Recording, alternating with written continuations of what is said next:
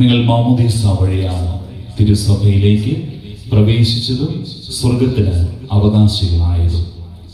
അന്ന് നിങ്ങളുടെ തലതൊട്ടപ്പനും തലതൊട്ടമ്മയും നിങ്ങൾക്ക് വേണ്ടി വിശ്വാസ സത്യങ്ങൾ ഏറ്റുപറഞ്ഞു.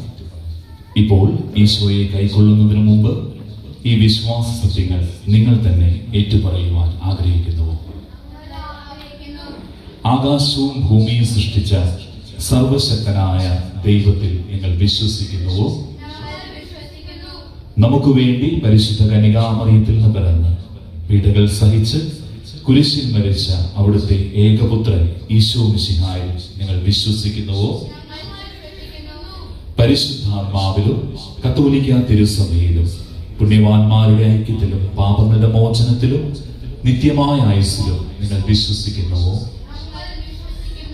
ദൈവത്തിന്റെ ശത്രുവും നമ്മെ വഞ്ചിക്കുന്നവനുമായ പിശാചിനെ നിങ്ങൾ ഉപേക്ഷിക്കുന്നുവോ? അവന്റെ എല്ലാ പ്രവർത്തനങ്ങളെയും ആഘോഷങ്ങളെയും നിങ്ങൾ ഉപേക്ഷിക്കുന്നുവോ?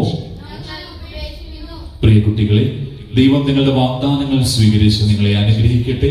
മാമോദീസായിൽ ചെയ്തതും ഇന്ന് ആവർത്തിച്ചതുമായ വാഗ്ദാനങ്ങൾ നിങ്ങൾ ഒരിക്കലും മറക്കരുത്. ശരീരത്തെ മനോഹര വസ്ത്രം കൊണ്ട് എന്ന പോലെ നിങ്ങളുടെ ആത്മാവിനെ വരപ്രസാദം കൊണ്ട് ഇതാ അലങ്കരിച്ചിരിക്കുന്നു.